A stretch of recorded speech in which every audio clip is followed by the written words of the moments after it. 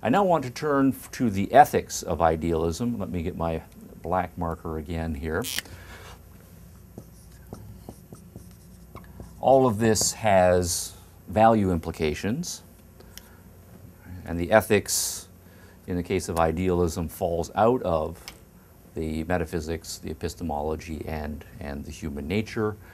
It's a derivative branch in this particular case here.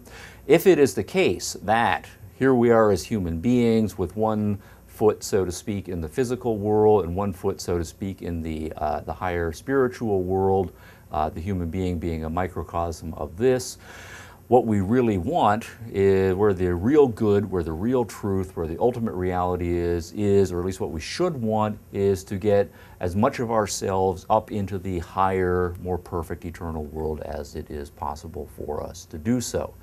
That will require a certain amount of dealing with the whole of our human nature in appropriate ways, and certainly it is going to have a cognitive component. How can we use our minds or our souls or spirits appropriately to put us on the path to being reunited with the higher world, or at least coming to understand the higher world.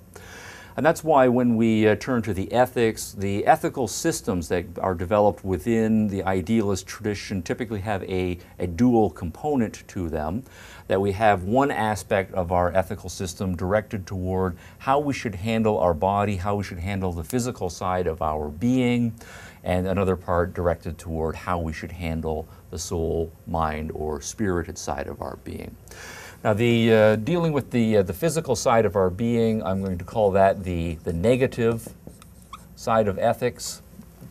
And it's negative because usually it involves attacking something or dealing with something that is either in itself negative or at the least a lower right order of being. The one thing that we first have to do, and an important part of ethics training right from the very beginning, is getting people to tame their bodies, to control their bodies, to discipline their bodies right in various ways.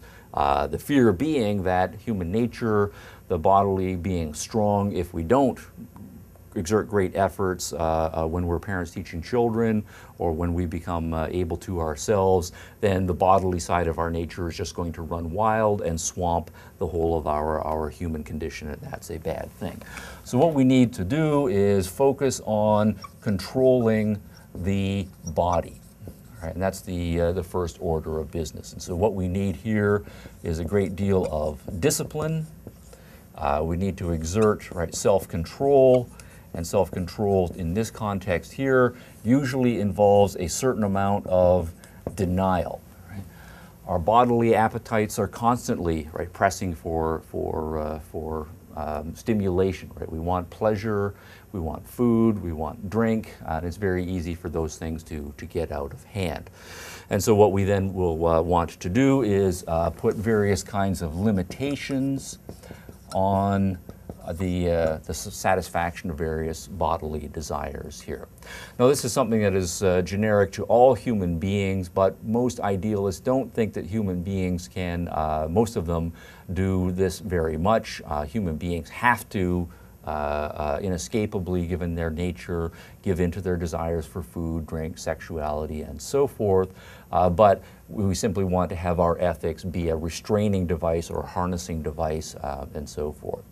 For the better among us, the stronger among us, those of us who have more potential from the idealist perspective, the degree to which we go down the road of denial and limitation can be very extreme. And we might go as far as embracing entirely the ascetic virtues here. So, for example, if we are concerned with maximal soul development, we might try to get ourselves to the point where we are totally in denial of our body. For example, sex tends to occupy a great deal of our mental space and time, and so one way to totally shut down that part of one's body so as to free up one's mental space and time for other things is to take a vow of celibacy, and that then is to totally shut down one part of one's being.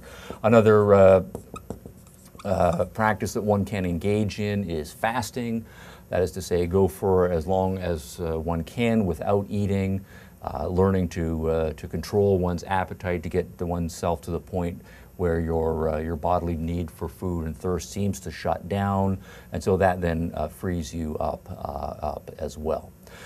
All right, another practice that one can do has typically a more cognitive component. One might engage in practices of meditation, and certainly Eastern idealist traditions are famed for their meditative practices.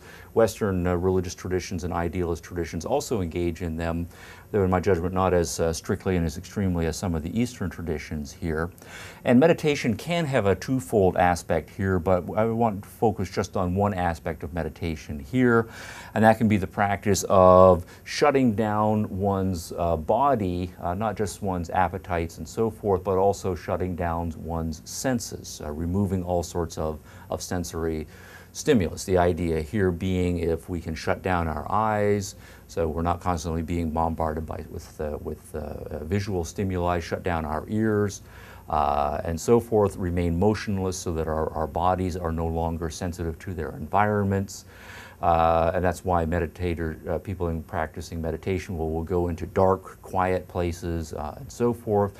The idea then is shutting down one's senses will thereby free up one's mind, and then one's mind can presumably go on and engage in the higher spiritual exercises that one wants to do so.